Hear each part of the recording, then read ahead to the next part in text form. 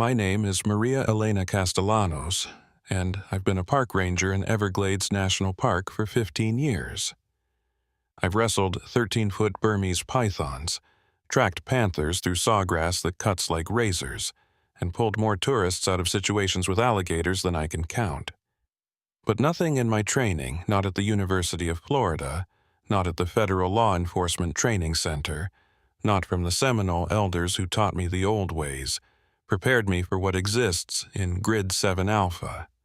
If you're watching this from anywhere in South Florida, you've probably driven past it on the Tamiami Trail. That stretch where your radio goes static, where your GPS insists you're somehow in the Gulf of Mexico, where the roadkill seems to decompose in reverse. The Park Service will tell you it's a restricted ecological preservation zone. The Seminoles call it the Breathing Waters, and won't set foot there after their ancestors declared it forbidden ground in 1842. They're both lying. Or rather, they're both telling the version of the truth that keeps people away. It was October 9th, 2024, 5:47 a.m. Hurricane season was winding down, but the air still held that heavy, electric quality that makes the Everglades feel like Earth's largest living organism having a fever dream. I was stationed at Flamingo, the southernmost ranger station in the park, when the call came in from Bobby Gutierrez, one of our contracted python hunters. "Maria, you need to get out here. Grid 7, something's wrong with the water." The connection was bad, crackling with interference that sounded almost like whispers in Spanish. Old Spanish, the kind my grandmother used in her prayers. "Bobby, you're breaking up. What's your exact location?" "I'm at..." Jesus Christ. The GPS says I'm in Cuba, but I can see the observation tower at Shark Valley. "Maria, the water's flowing upward." The line went dead, not disconnected, dead, with that particular silence that makes your teeth ache. I should have called it in, waited for backup. But Bobby had 3 kids and a pregnant wife.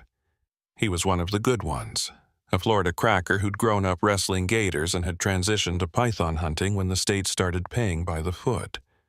If he was in trouble in Grid 7 Alpha, every second counted.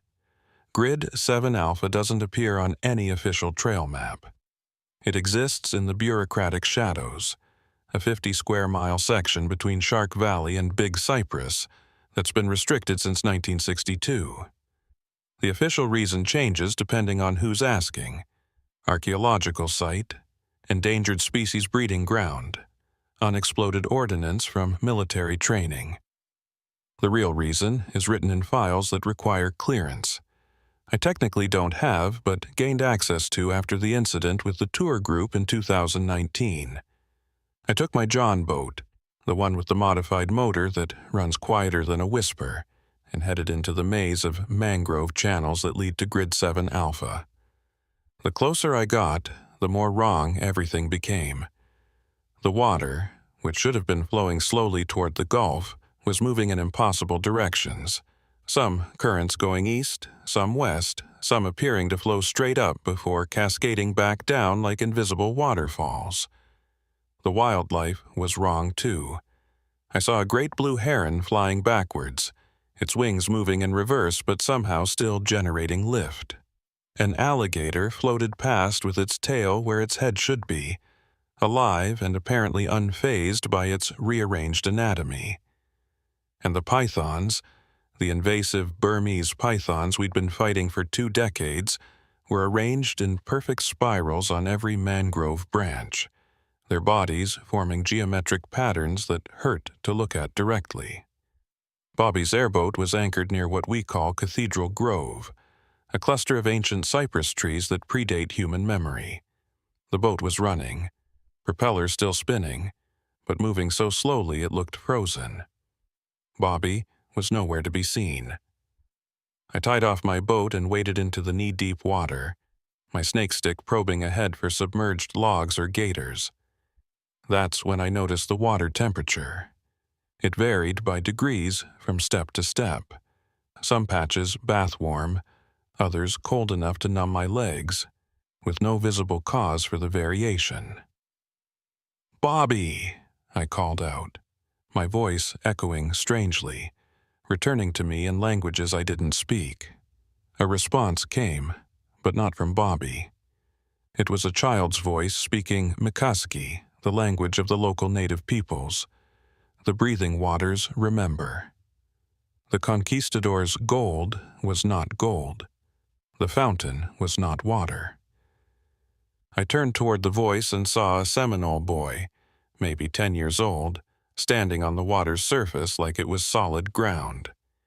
He wore traditional clothing from the 1800s, but his eyes were older than the cypress trees. "You shouldn't be here, Ranger Castellanos," he said, switching to perfect English. "The waters are breathing in. Soon they'll exhale, and when they do, time flows backward." "Where's Bobby? The python hunter?" The boy pointed deeper into the grove. He found the plane. The sailors who flew the Iron Birds in 1945, they never left. They're still trying to return to Fort Lauderdale, still thinking they have enough fuel, still young men who don't know the war is over. Flight 19. Every Floridian knows the story. 5 Navy Avenger torpedo bombers that disappeared during a training flight in December 1945, spawning 1,000 Bermuda Triangle theories. But they disappeared over the ocean, not the Everglades. "That's impossible. Flight 19 went down at sea." The boy smiled sadly. The sea, the land, the sky, in the breathing waters, they're all the same. Past, present, future, all breathing in the same space. Your friend found them. Now he breathes with them. I pushed deeper into the grove, the water now varying in depth impossibly. Ankle deep one step, chest deep the next. Despite the flat bottom I could feel beneath my boots. Spanish moss hung from the cypress branches, but it was growing as I watched, aging decades in seconds, then returning to fresh green, cycling through its entire life cycle in moments. That's when I saw them. 5 TBM Avenger aircraft, parked in formation on a raised section of marsh that shouldn't exist. They looked factory new, paint bright blue and white, propellers clean of rust. The engines were running, that distinctive radial engine sound that belonged in a World War II movie, not in the modern Everglades. Bobby was standing next to the lead plane, but something was wrong with how he existed. He was flickering between versions of himself, sometimes his current 40-year-old self, sometimes a teenager, sometimes an old man, all superimposed on the same space. "Bobby!" "Don't move." He turned to me, his face cycling through ages. "Maria, how long have I been here?" My watch says 3 minutes, but I've lived. God, I've lived years.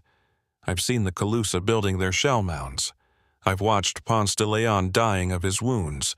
I've seen hurricanes that haven't happened yet. Behind him, the cockpit of the lead Avenger opened. A young man in a Navy flight suit climbed out, his face fresh and unlined, his eyes containing 7 decades of confusion. "Lieutenant Charles Taylor, United States Navy," he said, his voice carrying across the impossible distance between us. "Can you tell me the date? We seem to be having some instrument problems. Compass is spinning, and the water below us keeps changing to land and back. Fort Lauderdale Tower isn't responding." "Lieutenant, the year is 2024. He blinked, processed this, and nodded as if it made perfect sense. "Time storm. We've been flying through a time storm. That's why we can't find Fort Lauderdale. It hasn't been built yet, or it's already gone. Hard to tell in here." "In here?" "The pocket," he said, gesturing around us. "We figured it out about, well, time doesn't mean much, but call it 20 years ago. Or yesterday. The Everglades isn't just a swamp. It's a wound in space-time, bleeding moments from every era. The Native Americans knew. They tried to seal it with their rituals. The Spanish tried to claim it with their crosses and gold. But it just keeps breathing in and out, mixing everything together. Bobby suddenly gasped, his form solidifying into his present self. "Maria, we need to leave. Now." The breathing is about to reverse. The water around us began to bubble, not from heat, but from temporal pressure. The cypress trees started aging rapidly, their trunks thickening, then suddenly returning to saplings, then surging back to ancient giants. The sky above flickered between day, night, and states of light that shouldn't exist. "Into the plane," Lieutenant Taylor shouted. "It's the only stable point." The eye of the temporal hurricane.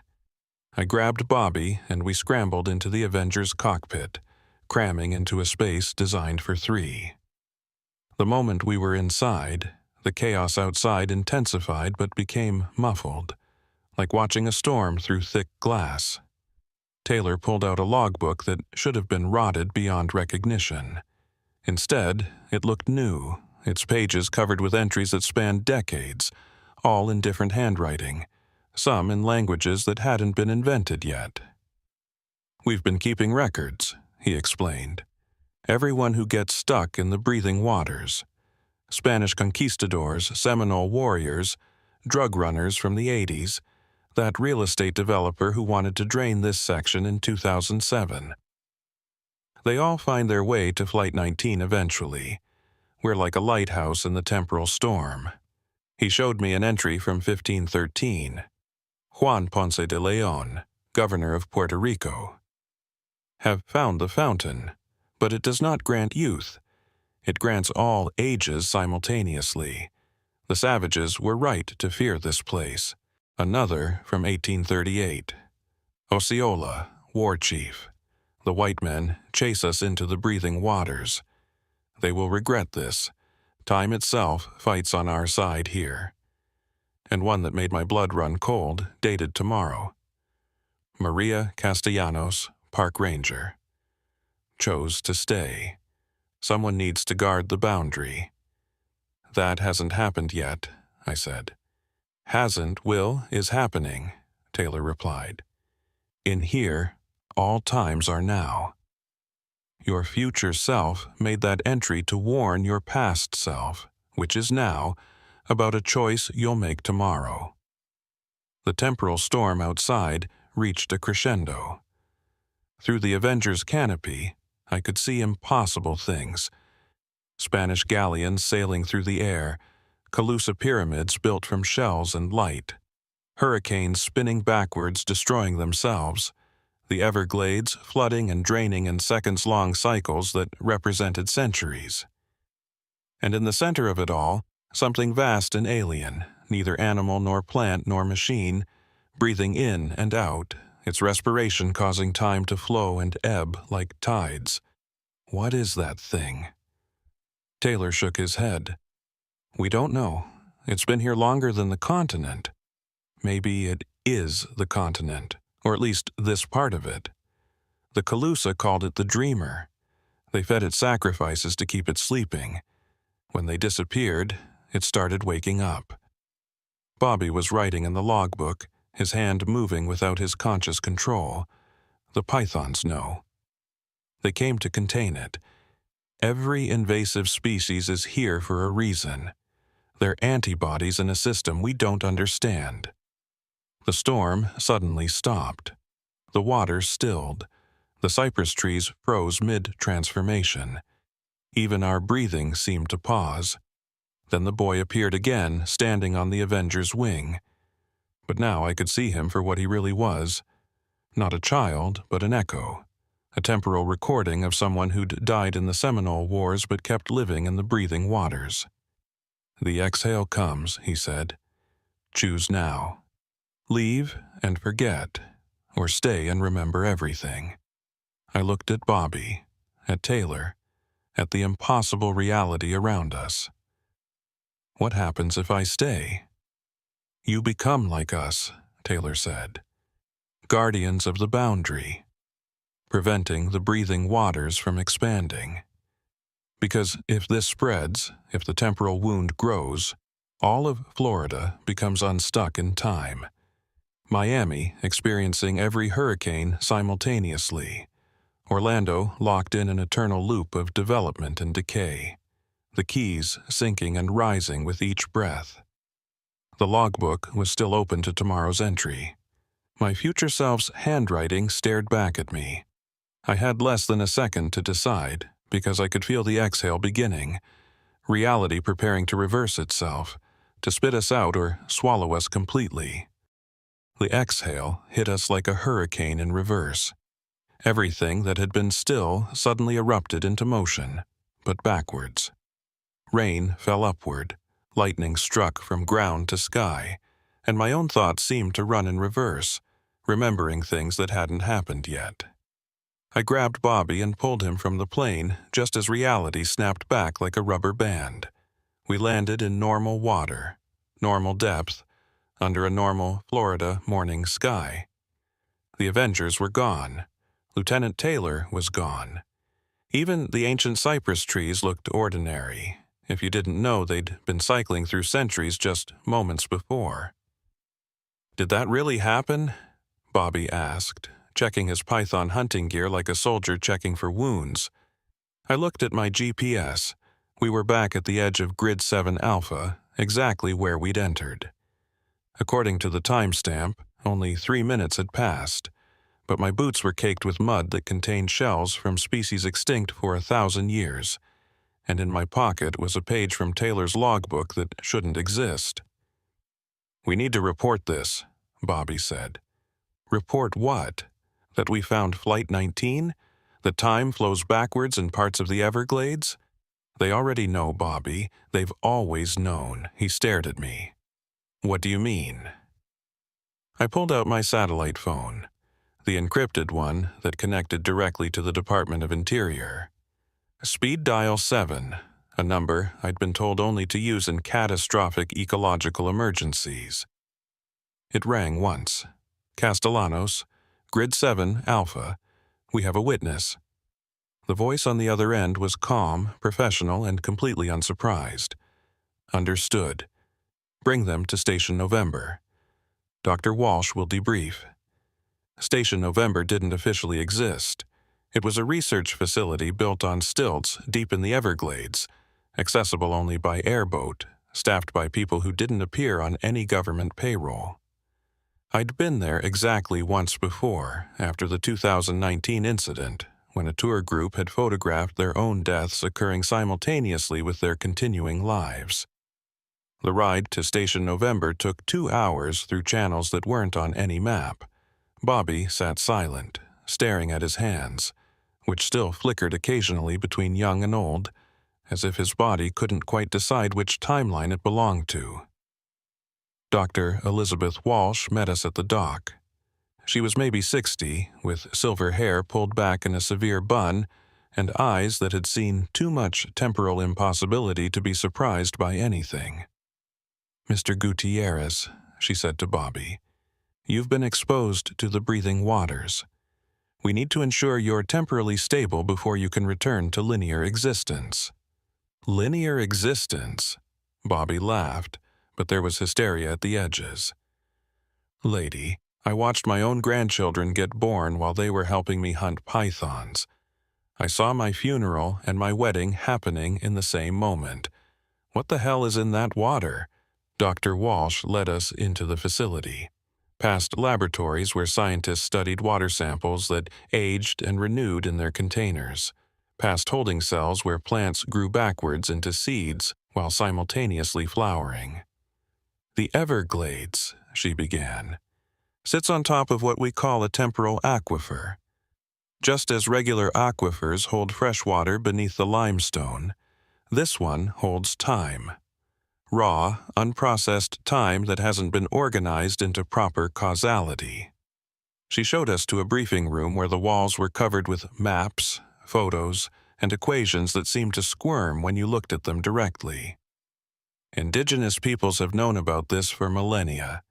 The Calusa built their entire civilization around managing it, using shell mounds as temporal anchors to keep the breathing waters contained. When they disappeared, or rather, when they chose to exit linear time, the Spanish encountered the raw phenomenon. She pulled up a scan of a conquistador's journal from 1521. The fountain of youth is real, but it is also the fountain of age, the fountain of never was, the fountain of always will be. We drank, and I watched my men become infants and elders and dust and unborn all at once. Ponce de Leon wasn't looking for eternal youth, I said, understanding flooding through me. He was looking for the temporal aquifer. Precisely. But he didn't understand what he'd found. No one did, until 1945. She showed us classified footage from December 5th, 1945. 5 Avenger torpedo bombers taking off from Fort Lauderdale Naval Air Station. Then, impossibly, the same planes appearing on radar in the Everglades, in the Pacific, in the Arctic, all simultaneously. Flight 19 didn't disappear, Dr. Walsh explained. They found a massive temporal vent and were scattered across every possible moment. Lieutenant Taylor has been flying that same mission for 79 years, landing in every timeline where the Everglades exists. But I talked to him, I protested. He was coherent, not insane from decades of loops. Time doesn't drive you insane in Grid 7 Alpha, Walsh said. It makes you sane in ways humans aren't supposed to be. You see, all possibilities, all outcomes, all versions of yourself. Taylor has become something like a temporal lighthouse keeper, helping others navigate the breathing waters. Bobby suddenly stood up. The pythons. You said every invasive species is there for a reason. Dr. Walsh nodded gravely. Hurricane Andrew, 1992. Category 5. But it wasn't just wind and rain that hit Florida. The storm surge pushed massive amounts of temporal water up from the aquifer. The entire southern tip of the state experienced a temporal tsunami. Most people forgot. Human minds aren't equipped to remember non-linear events, but the damage was done. Reality became more flexible. She pulled up photos of Burmese pythons, tegus, lionfish, all the invasive species that had mysteriously appeared and thrived in Florida over the past 3 decades. They're not from other countries, I said, the realization hitting me. They're from other timelines. The pythons are from a timeline where reptiles remain dominant. The tegus from one where South America never separated from Africa. Each species is perfectly adapted to consume temporal anomalies, to process paradoxes through their metabolism, their Earth's immune response to the breathing waters spreading. So, we've been killing the things that are protecting us, Bobby asked, horrified. No, you've been maintaining the balance. Too many, and they change our ecosystem beyond recognition. Too few, and the temporal anomalies spread unchecked. It's a delicate balance we've been maintaining without most people knowing. She turned to me. Ranger Castellanos, you've been inside Grid 7 Alpha twice now and remained stable. That's extremely rare. We'd like to offer you a position with Project Pangea. Project Pangea? She pulled up a world map, but not a normal one. This showed temporal hotspots across the globe. The Bermuda Triangle, the Dragon's Triangle near Japan, the Bridgewater Triangle in Massachusetts, dozens of others. The breathing waters aren't unique to the Everglades. They're symptoms of something much larger. The Earth itself is aging, and as it does, the temporal aquifers are becoming active. We're seeing time storms in the Sahara, causality loops in Siberia, and reports of extinct megafauna in the Amazon. Project Pangea monitors and manages these sites. And if we don't? Dr. Walsh showed us a simulation. Florida, flickering between states, sometimes underwater, sometimes a desert, sometimes covered in ice, all simultaneously. Cities existing and not existing. Millions of people phasing in and out of reality. The Calusa had a prophecy, she said. When the breathing waters wake fully, the dreamer beneath will rise. They described it as an entity so vast that it experiences all of Earth's history as a single moment.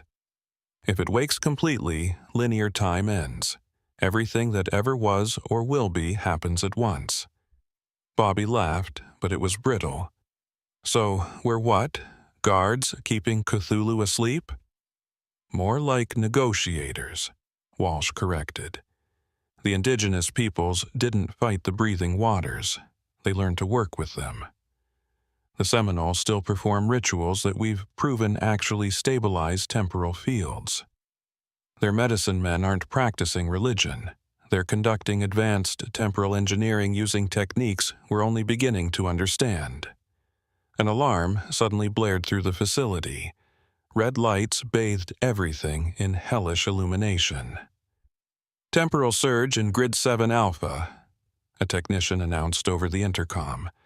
"Magnitude 7.3. We have a major breach." Dr. Walsh's face went pale. "That's impossible. We haven't had a surge that large since Andrew." She pulled up real-time satellite imagery of the Everglades. Where Grid 7 Alpha should be, there was something else.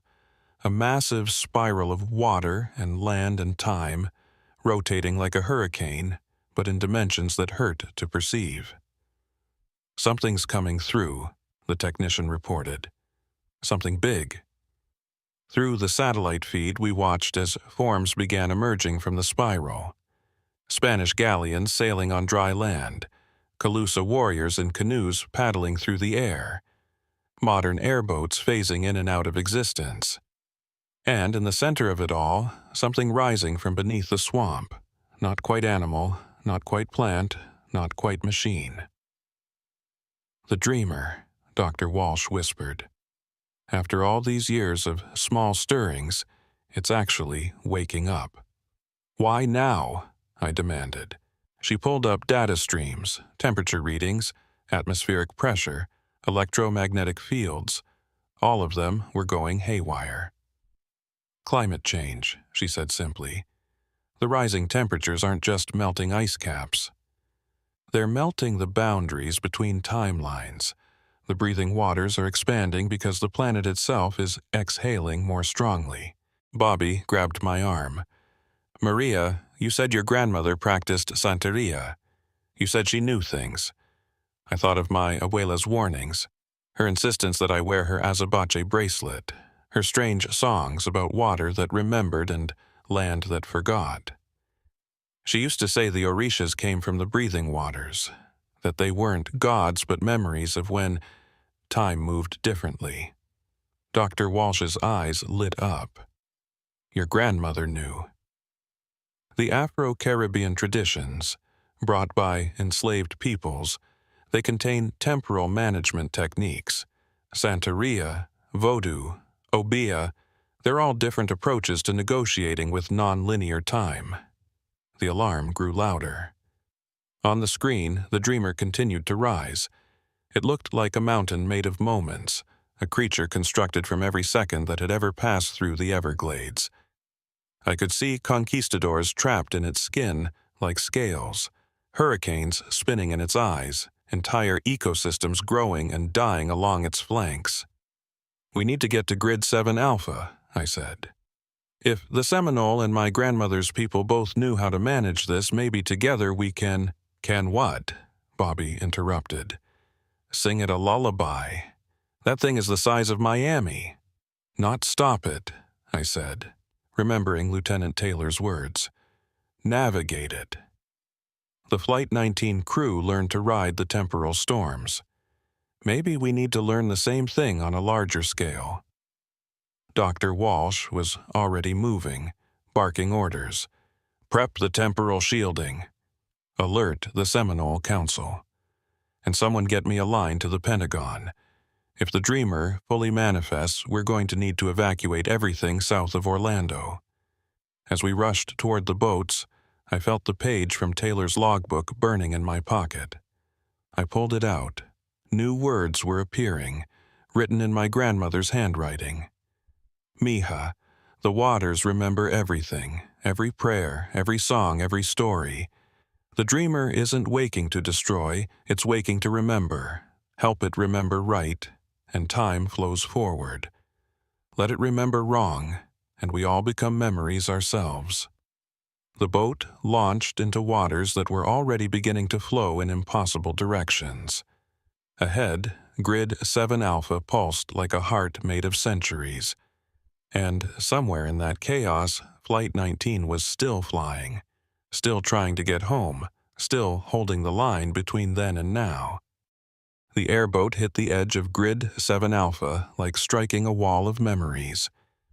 1 second we were skimming across normal sawgrass prairie, the next we were simultaneously traveling through 1835, 1962, 1992, and 2087.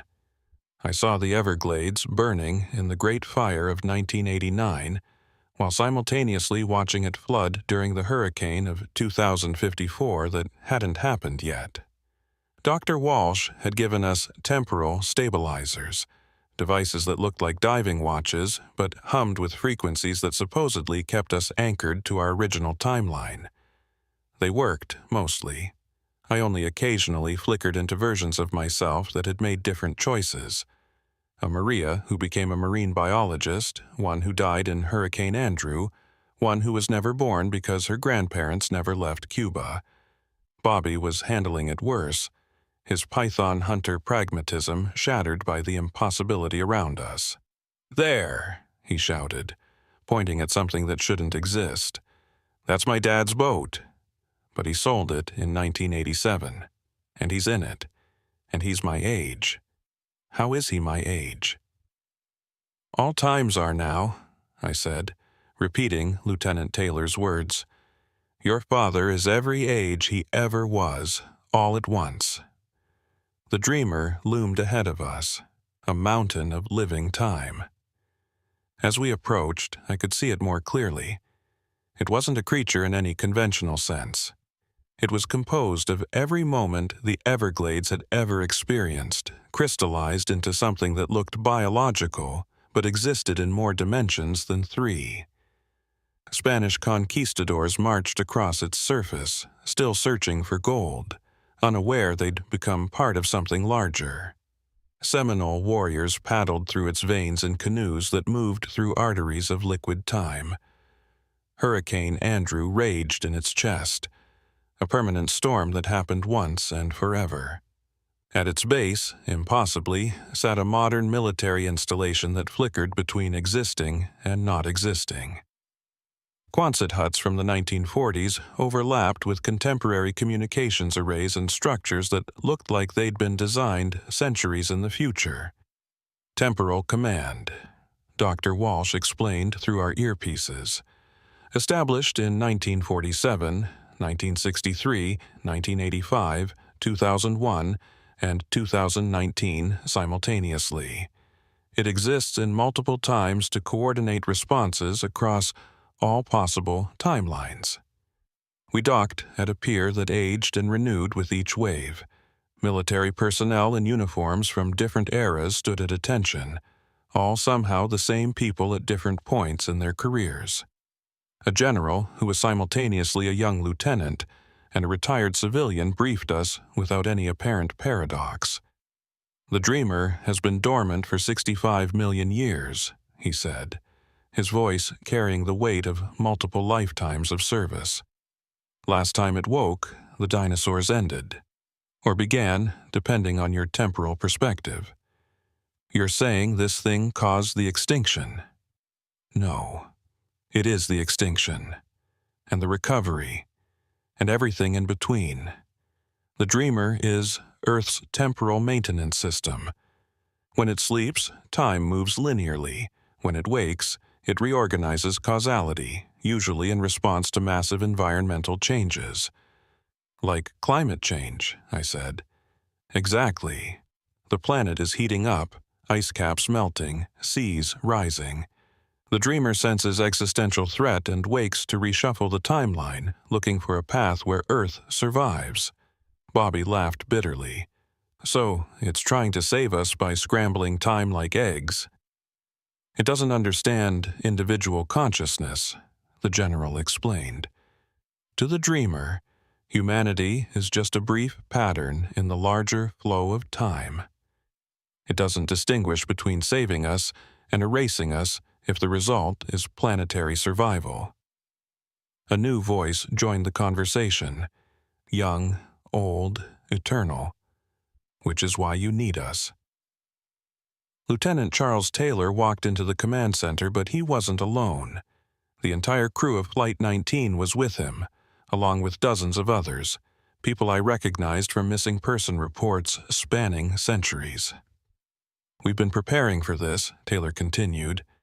"Everyone who gets caught in the breathing waters becomes part of a buffer between linear time and the dreamer's consciousness. We're translators, helping it understand that humans aren't just temporal patterns, but individual experiences that matter."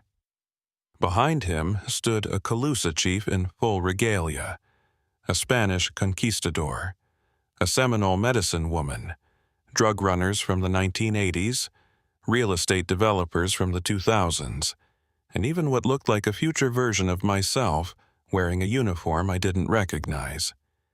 "The Seminole were right," the medicine woman said. "The breathing waters remember everything. But memory without understanding is just noise. We need to teach the dreamer to remember with purpose." Dr. Walsh pulled up a holographic display showing the dreamer's neural patterns, if you could call them that. They looked like hurricanes made of fractals, storms of consciousness that existed in 12 dimensions. We've been trying to communicate with it using mathematics, physics, linear logic, but that's like trying to explain color to something that sees in gravitational waves. We need a different approach. That's when I remembered my grandmother's songs, the ones she'd taught me as a child, that she'd learned from her grandmother in Cuba, who'd learned them from someone who'd learned them from someone who'd crossed the Atlantic in chains. "The Orishas," I said. "My grandmother said they were memories of when time moved differently. What if they're not gods but translation protocols? Ways for human consciousness to interface with non-linear time?" The Seminole medicine woman's eyes lit up. "Yes. Our songs, your ceremonies, the Calusa's shell mounds, they're all different operating systems for the same cosmic computer. We need to sync them," Taylor said. "Create a harmony that the dreamer can understand. Show it that preserving human consciousness isn't opposed to planetary survival, but essential to it." Suddenly, the entire installation shook. Through the windows we could see the dreamer's form shifting, growing more agitated. The spiral of temporal chaos at its crown was expanding, pulling in more of the Everglades, more of time itself. "It's accelerating," Dr. Walsh reported. "At this rate, the temporal distortion will reach Miami in 6 hours, Orlando in 12. Within 48 hours, the entire Southeast will be unstuck in time." "Then we don't have time to plan," I said. "We need to act now." I pulled out my grandmother's azabache bracelet, the one she'd insisted I wear. In the temporal flux of Grid 7 Alpha, it was glowing, pulsing with a rhythm that matched the dreamer's breathing. This was never just protection, I realized. It was a key, a way to sync with the breathing waters. Bobby pulled out something unexpected, a harmonica his father had given him, that his grandfather had brought from the Georgia mountains. "Family heirloom," he said sheepishly. "Supposedly played by my Cherokee great-great-grandmother. Always felt different here in the Everglades." The conquistador produced a rosary that hummed with centuries of prayer. The Calusa chief had shells that rang like bells across time. Even the drug runners had something, a Santeria necklace, a Haitian vodou veve, objects that bridged the mundane and the temporal. Everyone who's been touched by the breathing waters carries something, Taylor observed. Some anchor that lets them navigate between linear and non-linear time. The future version of myself stepped forward. I could see her clearly now, scarred, weathered, but with eyes that held compassion for every timeline. "You need to go into the dreamer," she said to me. "Not physically, temporally. Let it experience human consciousness from the inside. Show it that we're not just patterns, but stories, each one unique and irreplaceable." "That's suicide," Bobby protested. "No," future me said sadly. "It's sacrifice. But not death. Maria will become something else, a bridge between humanity and the dreamer. She'll exist in all time simultaneously, helping translate between linear consciousness and temporal totality." I thought of my daughter at FSU, studying marine biology, planning to follow in my footsteps. I thought of all the tourists I'd saved from alligators, all the pythons I'd removed, all the nights I'd spent protecting this impossible swamp. If I don't do this, what happens to Florida? To my daughter? Future me's expression was answer enough. In her timeline, she'd made a different choice, and Florida didn't exist anymore. Not as a place, but as a temporal anomaly where every moment happened simultaneously, where no human consciousness could survive coherently. "I'll need help," I said. "I can't translate all of human experience alone." "You won't be alone," Taylor said.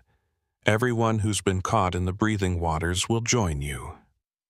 We'll create a chorus of consciousness, showing the dreamer what it means to be human across all times."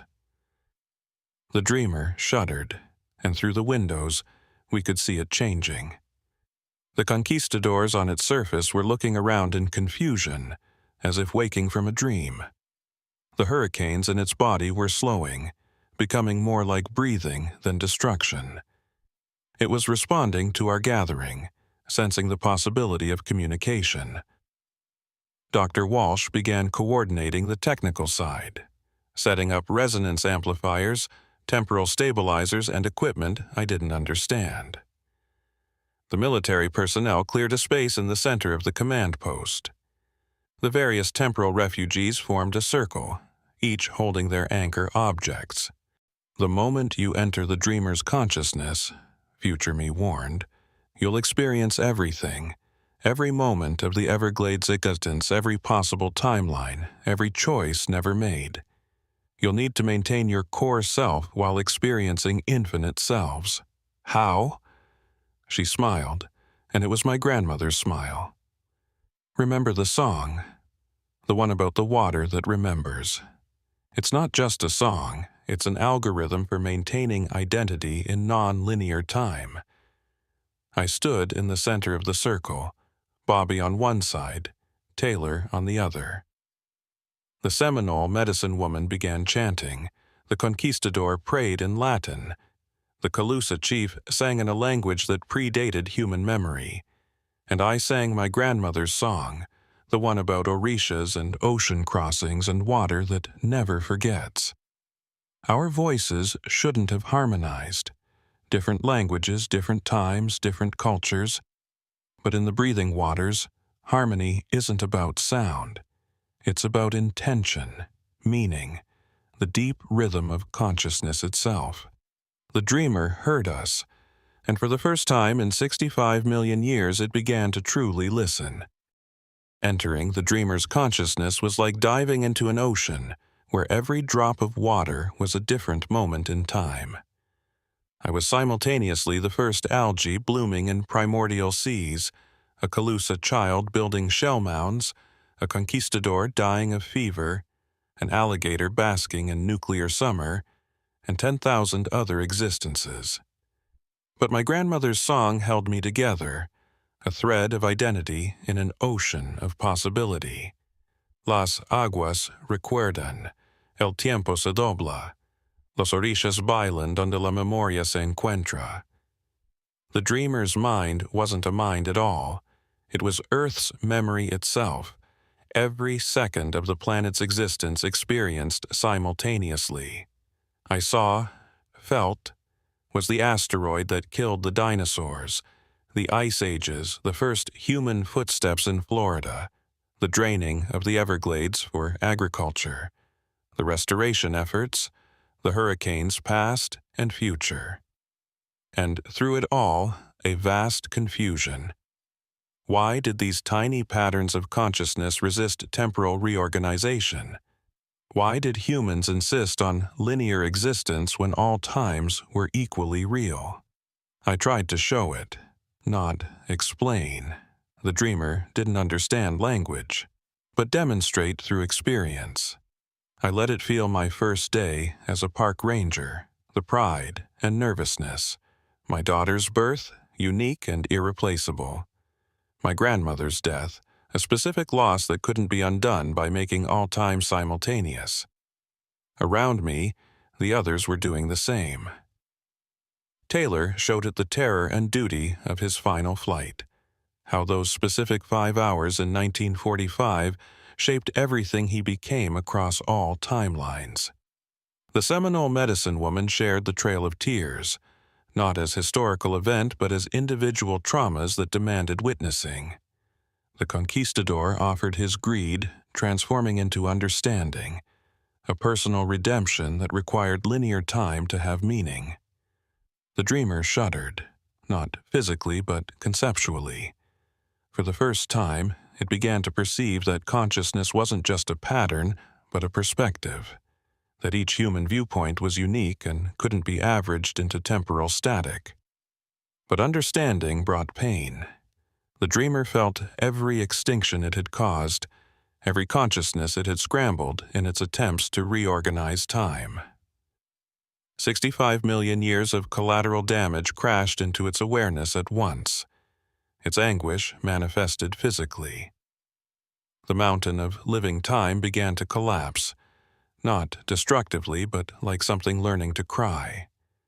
Temporal storms erupted from its form, decades of rain falling in seconds, centuries of drought happening instantly, hurricanes being born and dying in the same moment. It's grieving, I realized, speaking to the others through our connection. It never knew it was causing suffering. Through our bond, I felt future me guiding my actions.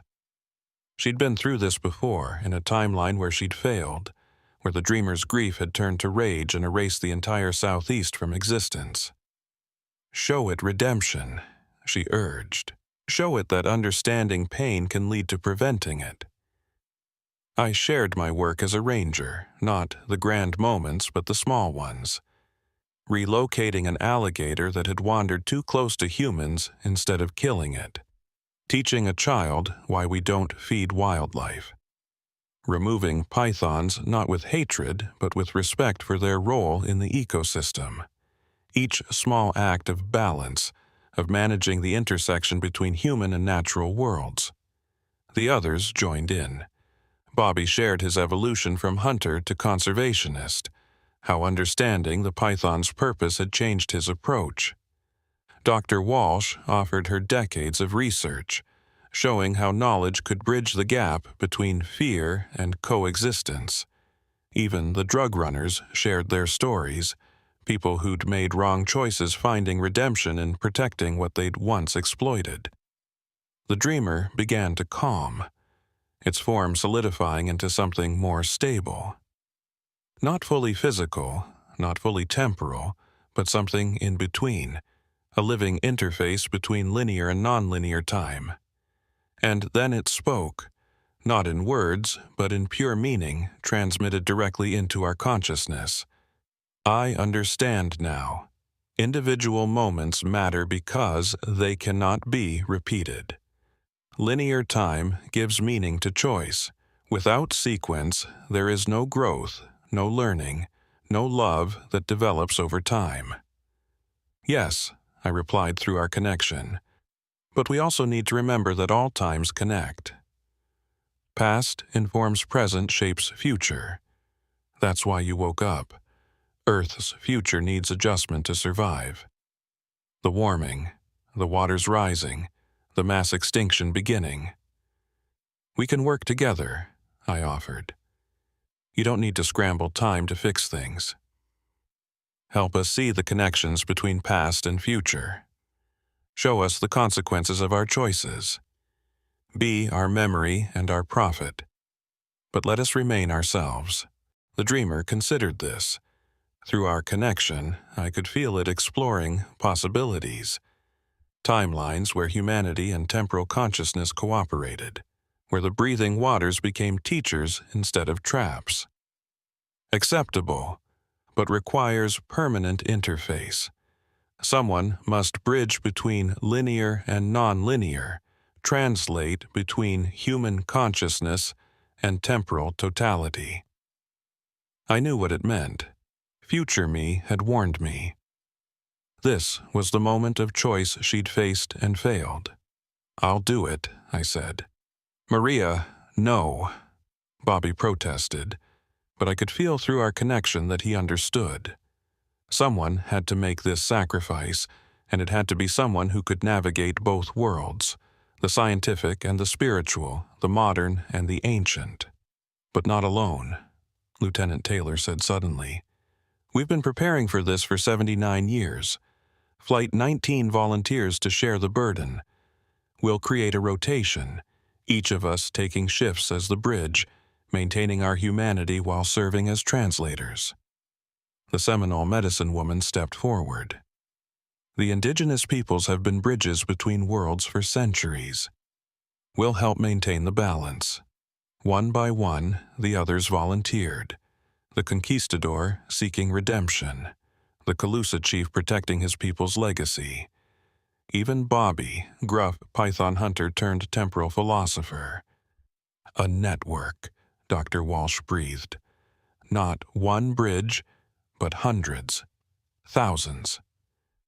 Every person touched by the breathing waters becomes a node in a translation matrix between humanity and the dreamer.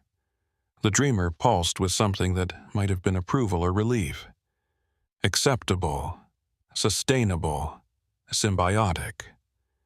The transformation began immediately. I felt myself expanding, not physically, but conceptually. I could still feel my individual identity, Maria Castellanos, park ranger, daughter, mother, but I could also feel all my other possible selves, all the choices I hadn't made, all the timelines where things went differently. But instead of losing myself in the infinity, the network held me stable. Taylor's steady presence, Bobby's stubborn pragmatism, the medicine woman's ancient wisdom, we were individual notes creating a harmony that the dreamer could understand and humanity could survive. The temporal storms around Grid 7 Alpha began to subside. The dreamer's mountain form settled into something more permanent, still impossible by normal physics, but stable. It looked like a massive cypress tree made of crystallized time, its roots extending deep into the temporal aquifer, its branches reaching into possible futures. The temporal cypress, Dr. Walsh named it, a living monument to the treaty between linear and nonlinear time. Through my expanded consciousness, I could see the effects rippling outward. The invasive species, the pythons, tegus, lionfish, began behaving differently, no longer just consuming temporal anomalies but actively maintaining the balance between timelines. They were Earth's antibodies evolving into Earth's translators. In Miami, people reported strange dreams where they saw the consequences of their choices rippling through time. In Orlando, theme parks discovered that their attractions sometimes showed visitors glimpses of genuine magic, temporal echoes of futures where imagination and reality merged. The Keys experienced tides that occasionally brought in objects from timelines where sea levels never rose, inspiring new approaches to climate adaptation. But most importantly, the Everglades itself changed. Grid 7 Alpha was no longer restricted. It became the temporal preserve, where carefully supervised groups could experience non-linear time, where scientists studied causality, where indigenous peoples performed ceremonies that actively shaped tomorrow by honoring yesterday. I still work as a park ranger technically. My body exists in linear time, doing normal ranger things, rescuing tourists, managing wildlife, filling out paperwork. But part of my consciousness is always connected to the dreamer, translating between its vast awareness and human understanding. Sometimes I see through its eyes, all of Earth's history as a single moment, beautiful and terrible and infinitely complex. I see the paths humanity might take, the futures we're creating or preventing with each choice. Most lead to extinction, but some, growing more numerous as awareness spreads, lead to something unprecedented, a species that learns to think in deep time while living in the moment. Bobby still hunts pythons, but now he knows he's really managing temporal interfaces. He's gotten good at it, able to sense when a snake is from our timeline or another. He keeps the balance, making sure no single timeline dominates. Dr. Walsh runs the research station, which has become public, though most people think it's just studying climate change impacts on the Everglades. They're not wrong, but they don't realize she's studying climate change across all possible timelines, looking for the choices that lead to survival. Lieutenant Taylor and Flight 19 still fly their eternal patrol, but now with purpose. They map the temporal currents, identify dangerous convergences, and guide lost souls through the breathing waters. They've saved hundreds of people from temporal displacement, teaching them to navigate between times without losing themselves. The Seminole and Miccosukee tribes have revealed their true role as temporal engineers. Their ceremonies no longer hidden, but celebrated as essential maintenance for reality itself. Other indigenous groups worldwide are coming forward, admitting they too have been managing temporal rifts for millennia. And my grandmother's songs have become part of standard training for anyone working in temporal zones. The orishas she sang about were real, not gods, but interface protocols, ways for human consciousness to safely interact with forces beyond linear comprehension. But perhaps the most important change is in how we see the Everglades itself. It's no longer just a swamp to be preserved or exploited. It's Earth's memory, breathing in and out, keeping time flowing while remembering everything that ever was or might be. Every morning, I stand at the edge of Grid 7 Alpha, now marked with proper signs in multiple languages and timelines, and watch the sunrise. But I also see all the sunrises that ever were, all the ones that will be, and all the ones that might have been.